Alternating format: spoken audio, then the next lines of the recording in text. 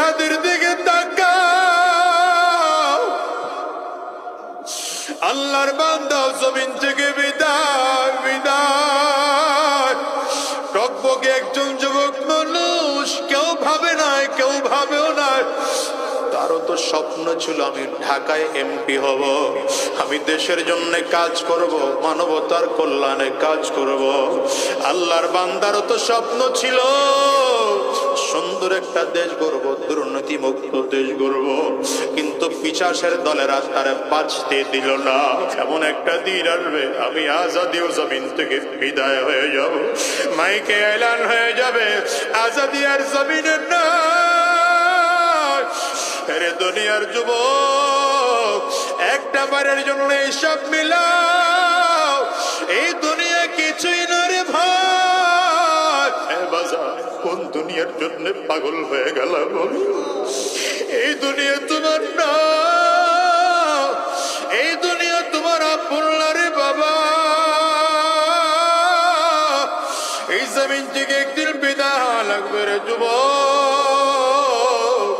কোন দুনিয়ার জন্য পাগল হয়ে গেছো বল? এবার দেখো তো আজরাইল যখন তোমার আমার জানটা কবজ করে নিয়ে গেল, তোমার দুনিয়ায় কোনো দাম না। দামি বিছানার থেকে টেনে টেনে নামাইয়া ফ্লোরে চাটাই বিছায় তোমার শোয়াইয়া দেওয়া হলো। আহারে সব থেকে পুরাতন চাদর দিয়ে তোমাকে আমাকে ডেকে দেওয়া হলো। সন্তান এসে ডাকবে, বাবা বাবা বলে ডাকবে, ডাকের সাড়া দেওয়ার সুযোগ না।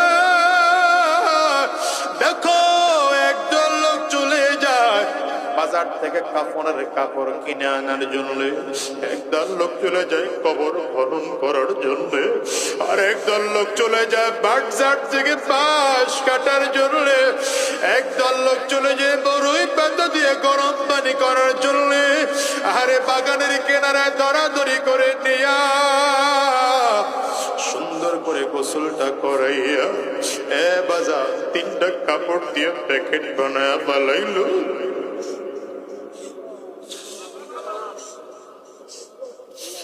মাথার মধ্যে একটা বল লাগায়, পায়ের মধ্যে আরেকটা বল লাগায়, কোমরের মধ্যে আরেকটা বান দিয়ে প্যাকেট করে ফেলায় রাখলো। দেখো তো এখন তোমার কেমন দেখা যায়? একটু কল্পনার জগতে গিয়ে নিজের লাশটার দিকে একটু নিচে তাকাও, দেখো তো তোমার এখন কেমন দেখা যায়। কত রোগীর রোগীর কাপড়